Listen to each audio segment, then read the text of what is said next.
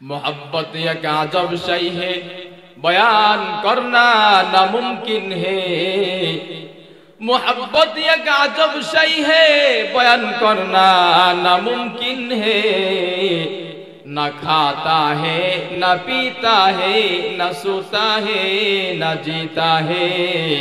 न खाता है न पीता है, ना जीता है ना मरता है।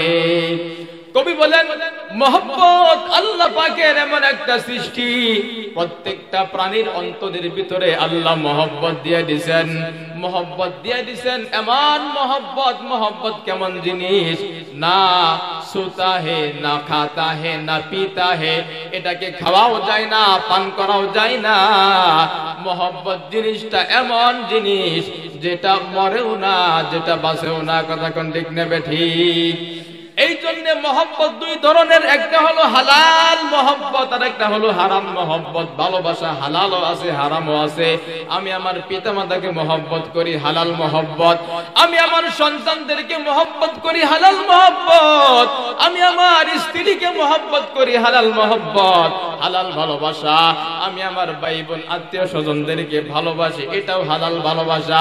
কিন্তু যদি এটা হালাল পন্থায় না গিয়া আমি যদি আরেকজনের স্ত্রীকে মোহব্বত করি, আরেকজনের মেয়েকে মোহব্বত করি, পরকিয়া করি, ইফতিজিং করি, দর্শন করি, প্রেম প্রীতি করি, তখন এইটা আর হালাল রাস্তায় থাকে না, তখন এইটা হয়ে যায় হারাম। ঠিক না বেঠিক? ঠিক তেমনি ভাবে দুনিয়ার ভিতরে যত মানুষ আছে, যত মুসলমান আছে, সব মুসলমান দাবি করে আল্লাহকে মহব্বত করি, আল্লাহকে ভালোবাসি। আল্লাহকে ভালোবাসি না এমন দাবি দুনিয়ার কোন মুসলমান করে না। কিন্তু এখানে দুইটা রাস্তা, একটা হলো হালাল রাস্তা, আরেকটা হলো হারাম রাস্তা। কেউ হালাল ভাবে আল্লাহকে পাওয়ার জন্য, আল্লাহর মহব্বত অর্জন করার জন্য চেষ্টা করে, আল্লাহকে পেতে চায়, আল্লাহর কাছ পর্যন্ত বুঝতে চায়, আল্লাহর বিধান মেনে মেনে, নবীর তরিকা মেনে মেনে। আবার কিছু লোক আছে দেখবেন তাদের গায়ে হলো সালার চট, মাথায় হলো চুলের জট, হাতে আছে গাঞ্জার পট, আছে না নাই? এরাও বলে আমরাও আল্লাহকে মহব্বত করি, ভালোবাসি। কিন্তু তারা নামাজ পড়ে না, কিন্তু তারা রোজা রাখে না, আল্লাহর বিধান মানে না, বিশ্ব নবীর তরিকা মানে না। এটাও একটা রাস্তা, কিন্তু এটা হলো বন্ডামির রাস্তা। এই রাস্তায় চলে কোনোদিন আল্লাহকে পাওয়া সম্ভব না। কথা কোন ঠিক না বেঠিক? তাহলে সবাই চাই আল্লাহকে ভালোবাসি, আল্লাহকে মহব্বত করি। আল্লাহর ভালোবাসা কেমনে পাওয়া যায় রে মুসলমান? এটা আল্লাহ রাব্বুল আলামিন সূরা আলে ইমরান 3 নম্বর পারা 13 নম্বর পৃষ্ঠা, সূরা আলে ইমরানের 31 নম্বর আয়াতে আল্লাহ বলেন, কুল ইন কুনতুম তুহিব্বুনাল্লাহ ফাত্তাবিউনি ইউহিব্বুকুমুল্লাহ ওয়া ইয়াগফির লাকুম যুনুবাকুম ওয়াল্লাহু গফুরুর রহিম।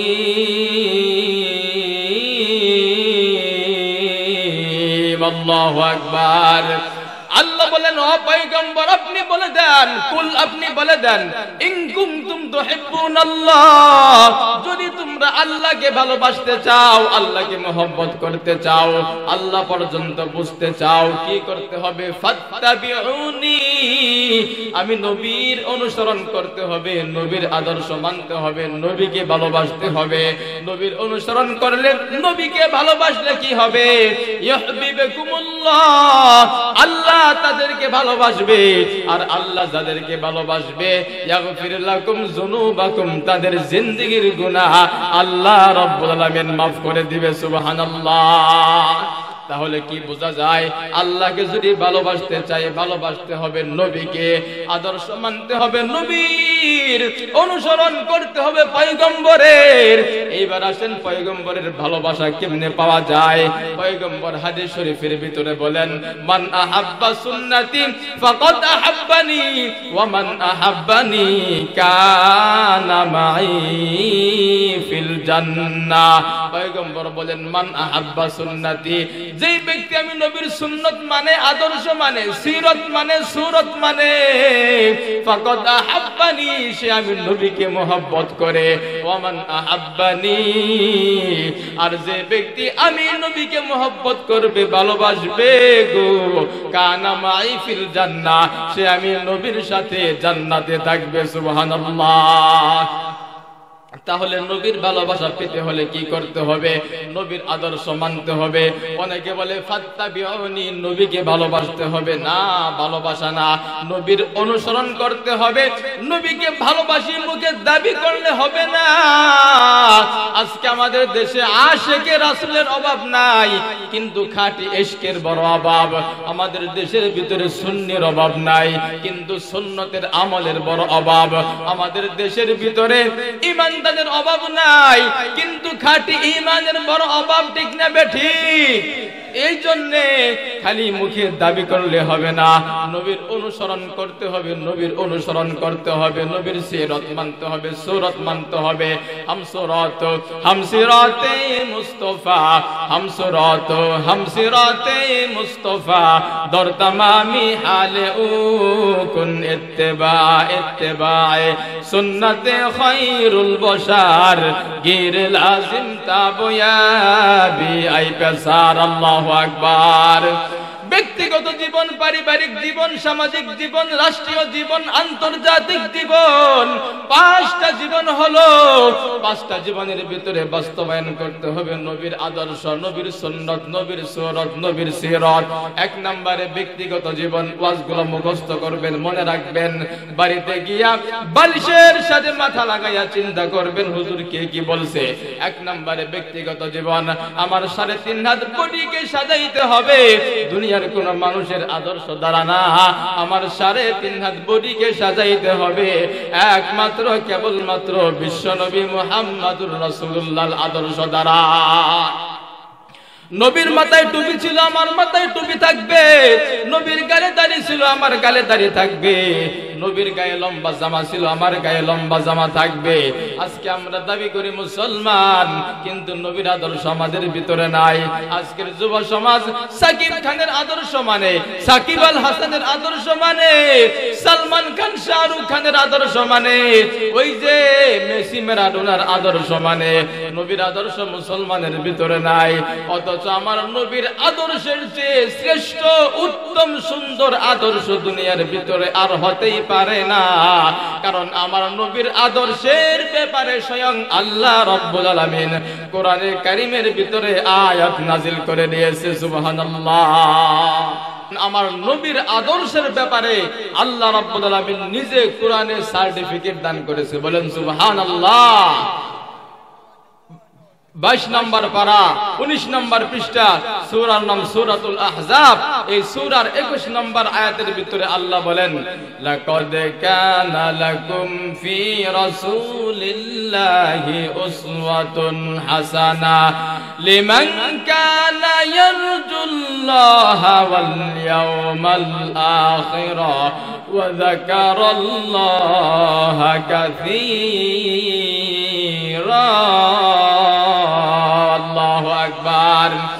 আল্লাহ রাব্বুল আলামিন দুনিয়ার মানুষদেরকে লক্ষ্য করে বলেন, হে দুনিয়ার মানুষ, তোমরা কার আদর্শ গ্রহণ করো? লাকাদ কানা লাকুম ফি রাসূলিল্লাহ, তোমাদের জন্য তোমাদের রাসূল আল্লাহর নবী বিশ্ব নবীর মাঝে রয়েছে উসওয়াতুন হাসানা, উত্তম আদর্শ। উত্তম আদর্শ রয়েছে তোমাদের নবী, তোমাদের পয়গম্বর মুহাম্মদুর রাসূলুল্লাহর মাঝে। শুধু তাই না রে মুসলমান, আল্লাহ রাব্বুল আলামিন 29 নম্বর পারা 3 নম্বর পৃষ্ঠা, সূরার নাম সূরাতুল কলাম। এই সূরার 4 নম্বর আয়াতের ভিতরে আল্লাহ রাব্বুল আলামিন বলেন, ওয়া ইন্নাকা লাআলা খুলুকিন আযীম। আল্লাহু আকবার। আল্লাহ বলেন, হে দুনিয়ার মানুষ, আমি আল্লাহ রাব্বুল আলামিন আমার পয়গম্বর মুহাম্মদুর রাসূলুল্লাহকে খুলুকে আযীম, মহান চরিত্র, সবচেয়ে উন্নত মানের চরিত্র দিয়ে দুনিয়াতে প্রেরণ করেছি। সুবহানাল্লাহ। আমার নবীর চরিত্র কেমন? আমরা তো মুসলমান। একজন খ্রিস্টান একটা বই লিখেছে, মাইকেল ইজহার্ড, বইয়ের নাম হলো দি 100। মাইকেল ইজহার্ড একজন খ্রিস্টান, 100 মনীষীর জীবনী একত্রিত করে তিনি একটা বই লিখেছেন, বইয়ের নাম দিয়েছেন দি 100। এই বইয়ের শুরুতে সর্বপ্রথম উনি যেই মহামানুষীর জীবনী নিয়ে আসছে, এটা কোনো খ্রিস্টান নয়, অন্য কোনো ধর্মের কেউ নয়। খ্রিস্টান হয়ে তার বইয়ের প্রথমে যার জীবনী নিয়ে আসছে তিনি হলেন আপনার আমার নবী, আকায়ে নামদার, তাজদার মদিনা, বিশ্ব নবী মুহাম্মাদুর রাসূলুল্লাহ। আল্লাহু আকবার। তাকে জিজ্ঞাসা করা হয়েছে, মাইকেল ইজহার্ড, তুমি একজন খ্রিস্টান হয়ে বই লিখলা, তোমার বইয়ের শুরুতে তুমি কোন খ্রিস্টান মনীষীর জীবনী দিলা না, তুমি মুহাম্মদের, মুসলমানদের নবীর জীবনী কেন দিলা? মাইকেল ইজহার্ড বলে, বাইরা রে, দুনিয়ার ভিতরে যত মহামনীষী আছে রে, সবার জীবনী আমি স্টাডি করেছি, পড়েছি, পরে পরে দেখেছি মুহাম্মদের চেয়ে উত্তম আদর্শের অধিকারী কাউকে পাই নাই। আমি চিন্তা করেছি মুহাম্মদের জীবনী দিয়ে যদি আমি আমার বই না লিখি, আমার বই স্বয়ং সম্পূর্ণ হবে না। সুবহানাল্লাহ। সাইয়্যিদে কাউনাইন খতমুল মুরসালিন, সাইয়্যিদে কাউনাইন খতমুল মুরসালিন, আখিরা মাদবুদে ফখরুল আউয়ালিন, শুধু ওয়াজদাস রহমাতাল লিল আলামিন, শুধু ওয়াজদাস রহমাতাল লিল আলামিন, মসজিদে উশুদ হামারো এ জমিন। এ মুসলমান, আমার নবীর চরিত্র কেমন চরিত্র জানুনি? চরিত্র হলো 3 প্রকার। যেরকম কয় প্রকার? খুলুকে হাসান, খুলুকে কারিম, খুলুকে আজিম। 1 নম্বরে ভালো চরিত্র, 2 নম্বরে উত্তম চরিত্র, 3 নম্বরে মহান চরিত্র। খুলুকে হাসান কারে বলে, ভালো চরিত্র কারে বলে? আমাদের বুজুর্গরা, আলেম উলামাগণ উদাহরণ দিয়ে বলেন, আপনি একজন মানুষকে অন্যায় ছাড়া, অপরাধ ছাড়া, দোষ ছাড়া একটা ঘুষি মারছেন, ওই লোকটা আপনাকে, আপনি তাকে যেই ওজনের, যেই মানের একটা ঘুষি মারছেন, সেই ওজনের একটা ঘুষি আপনাকে দিয়ে দিয়েছে, বাড়াবাড়ি করে নাই, বেশি দেয় নাই, এই লোকটা মোটামুটি ভালো, এটাকে বলে খুলুকে হাসান। এরপরে হলো খুলুকে কারিম, উত্তম চরিত্র। উত্তম চরিত্র কাকে বলে? আপনি একজন মানুষকে অন্যায় ভাবে আঘাত করেছেন, ঘুষি মেরেছেন, ওই লোকটা আপনাকে কিচ্ছু বলে নাই, মাফ করে দিয়েছে, এইটা হলো উত্তম চরিত্র। আর একটা হলো খুলুকে আজিম। খুলুকে আজিম হলো মহান চরিত্র। মহান চরিত্র কাকে বলে? আপনি একজনকে একটা ঘুষি মারছেন, আঘাত করেছেন, অন্যায় ছাড়া, অপরাধ ছাড়া, সে আপনাকে ঘুষি তো মারেই নাই, উল্টা আপনার সাথে এমন আচরণ করেছে, তার সুন্দর আচরণের কাছে আপনার খারাপ চরিত্রটা হার মেনে গেছে। সুবহানাল্লাহ। এই হলো খুলুকে আজিম।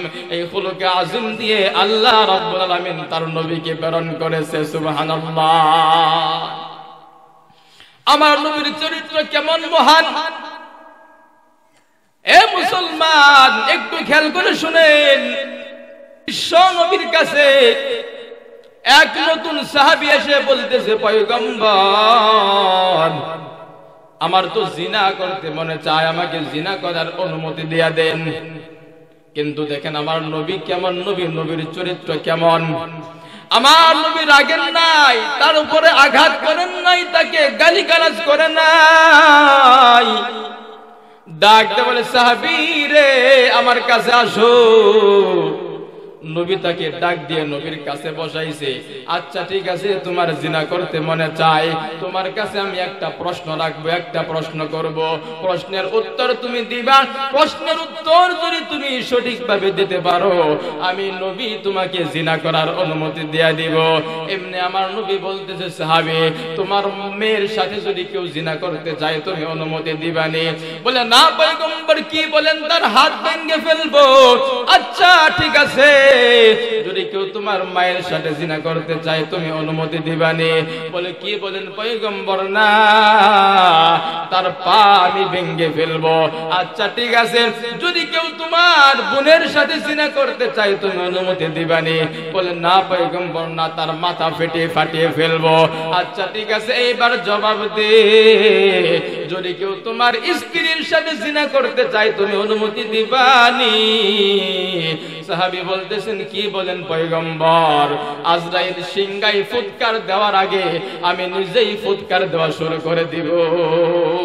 এমনি আমার পয়গম্বর ডাকতে বলে, রে সাহাবী এইবার জবাব দে, দুনিয়ার ভিতরে যত মহিলা আছে, হয়তো কারো মা, না হয় কারো বোন, না হয় কারো মেয়ে, না হয় কারো স্ত্রী, তোমার কাছে যেমন তোমার মা, বোন, মেয়ে, স্ত্রীর ইজ্জত আছে, সম্মান আছে,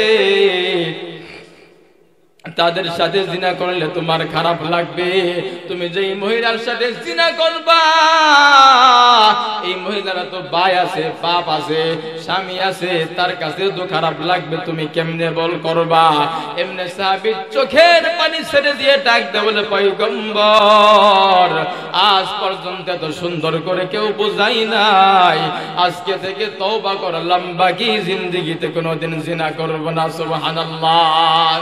এই হলো আমার নবীর চরিত্র। নবীর কাছে আসলে জিনা কুরবান হয়ে যায়। শুধু তাই না মুসলমান, আমার নবীর চরিত্র দেখুন কেমন চরিত্র। আমার নবী রাস্তা দিয়ে চলতেছে, সাথে আছে হযরতে ওমর, আরো কয়েকজন সাহাবীদেরকে নিয়ে রাস্তা দিয়ে চলতেছে। এমন সময় হঠাৎ করে কে যেন আমার নবীর গলার ভিতরে চাদর পেছানো ছিল, আমার নবীর চাদরটা ধরে এমন জোরে টান দিয়েছে, নবীর গলায় ফাঁস লেগে গেছে, নবীর জিহ্বাটা পর্যন্ত বের হয়ে গেছে, নবীর চোখ দিয়ে পানি বের হয়ে গেছে, নবীর চোখ লাল হয়ে গেছে। হযরত ওমর মারাত্মক গরম। ওমর ডাক দিয়ে বলেন, নবী যদি না থাকতো, পয়গম্বরের সামনে পয়গম্বরের অনুমতি ছাড়া আমরা কোনো কাজ করি না। নবী না থাকলে এই মুহূর্তে আমি তোর দেহ থেকে তোর কাল্লাটা আলাদা করে ফেলতাম। ঠিক না বেঠি?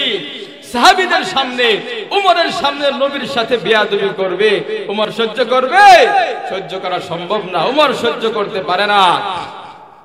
কিন্তু দেখেন আমার পয়গম্বর ডাক দিয়ে বলতেছে, উমর না না না, গরম হওয়া যাবে না। ইহুদি নবীর কাছে টাকা পায়, ইহুদি বলতেছে টাকা নেওয়ার সময় মনে থাকে, দেওয়ার সময় মনে থাকে না। কিন্তু দেখেন আমার নবী বলতেছে, ইহুদি ভাই তোমার টাকা দেওয়ার তারিখ ধরো 2 দিন পর, সোমবারে তোমার টাকা দেওয়ার কথা, তুমি আগে 2 দিন আগে চলে আসছো, 2টা দিন আমাকে সময় দাও, 2 দিন পরে সময় মতো আমি তোমার পাওনা তোমার কাছে পৌঁছায় দিব। কিন্তু ইহুদি বলে না, সময় দেওয়ার টাইম নাই, আমার টাকা এই মুহূর্তে লাগবে, আমার টাকা দিয়া দাও। এই কথা বলার পর আমার পয়গম্বর হযরত ওমরকে ডাক দিয়ে বলল, ওমর যাও যাও বাইতুল মালে চলে যাও, তাকে নিয়ে বাইতুল মালে গিয়ে সেখানে যে টাকা পয়সা আছে বাইতুল মাল থেকে তার পাওনাটা দিয়া দাও। শুধু পাওনা দিবা না, 200 দিরহাম তুমি তাকে অতিরিক্ত দিয়া দাও।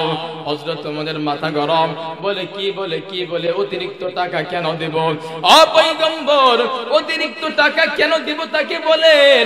পয়গম্বর ডাক দিয়ে বলে, ওমর তুমি যে তাকে ধমক দিলা, ধমকের জরিমানা স্বরূপ 200 দিরহাম অতিরিক্ত তাকে তুমি দিয়া দাও। এই মুসলমান, হযরত ওমর তাকে নিয়ে চলে গেলেন বাইতুল মালে, বাইতুল মাল থেকে তার পাওনাটা দিলেন, অতিরিক্ত 200 দিরহাম দিয়ে দিলেন। দেওয়ার পর ইহুদি ডাক দিয়ে বলতেছে, ওমর রে আমি তো টাকা নেওয়ার জন্য আসি নাই, আমি তাওরাত কিতাবে শেষ নবী মুহাম্মদের যেই সব গুণ হবে একটা একটা করে সবগুলা গুণ আমি পড়েছি, এবং কি একটা একটা করে সবগুলা গুণ আমি মুহাম্মদের মাঝে পরীক্ষা করেছি, সবগুলা পরীক্ষায় মুহাম্মদ পাশ করেছে। সর্বপ্রথম একটা গুণ বাকি ছিল, শেষ নবী যিনি হবে তার সাথে যদি কেউ খারাপ আচরণ করে উল্টা তিনি তার সাথে ভালো আচরণ করবে। সুবহানাল্লাহ। আমি এটা পরীক্ষা করার জন্য আজকে আসছি। আমি অন্যায়ভাবে মুহাম্মদের চাদর ধরে এত জোরে টান দিয়েছি, তার জিহ্বা বের হয়ে গেছে, চোখ দিয়ে পানি বের হয়ে গেছে। উচিত ছিল আমার দুই গালে দুইটা থাপ্পড় লাগাই দিবে, কিন্তু মুহাম্মদ এমন আচরণ করলো, এমন আচরণ দুনিয়ার কোন মানুষ করতে পারে না। প্রমাণ হয়ে গেছে ইনিই হলো শেষ নবী, ইনিই হলো আখেরি জামানার নবী মুহাম্মদ। উমর রে, আমি আর ইহুদি থাকতে চাই না, এই মুহূর্তে আমাকে কালেমা পড়ায়া মুসলমান বানায়া দাও। আল্লাহু আকবার।